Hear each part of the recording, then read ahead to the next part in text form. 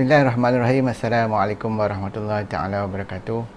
Salam sejahtera. Saya Dr. Norman Muhammad Rawi, Doktor Perubatan Am dengan pengkhususan bahagian perubatan nutrisi atau nutritional medicine. Ini saya nak cakap sikit tentang topik, iaitu tentang bagaimana sebenarnya gula menyebabkan masalah diabetes, kan?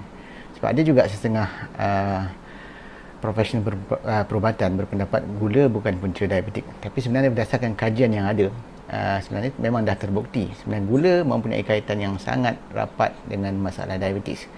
Maksudnya kalau kita mengambil berlebihan gula dan mengambil gula untuk tempoh jangka masa yang panjang, dia akan akhirnya menyebabkan masalah diabetik bukan kerana faktor kalori yang ada dalam gula, tapi gula menjadi masalah dan punca kepada diabetik adalah kerana faktor fruktosa ataupun gula buah yang ada dalam gula pasir.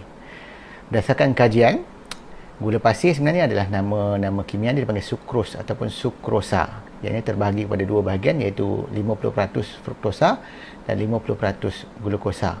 Bahagian fruktosa itu sebenarnya yang menyebabkan masalah diabetik, sebab fruktosa ni tidak boleh dihadamkan di dalam usus secara terus, dia perlu dihantar ke organ hati, dan di dalam hati dia akan diproses untuk menghasilkan untuk dipecahkan, untuk dimetabolismakan, dan dia akan menghasilkan banyak lemak. Dia akan ditukarkan kepada lemak dalam proses yang dipanggil sebagai de novo lipogenesis.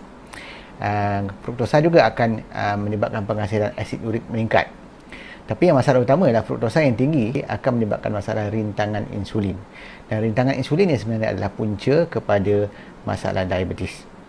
Berdasarkan satu kajian pada 2013 didapati setiap penambahan 150 kalori gula dalam pemakanan akan meningkatkan 1% risiko mendapat diabetes, kan?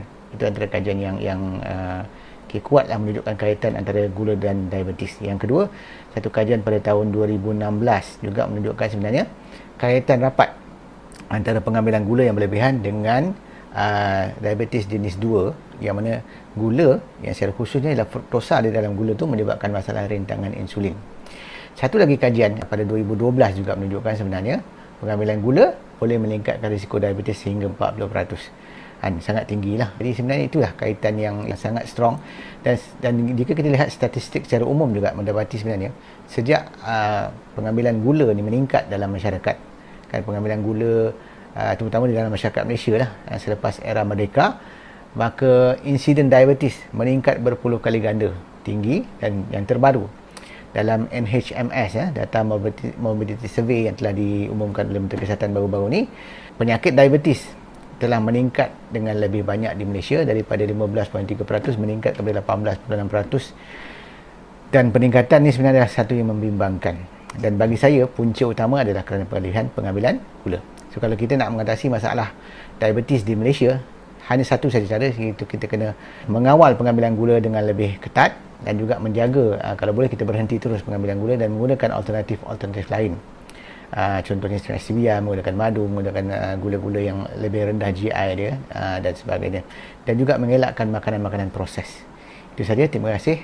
InsyaAllah kita berjumpa lagi dalam video yang akan datang.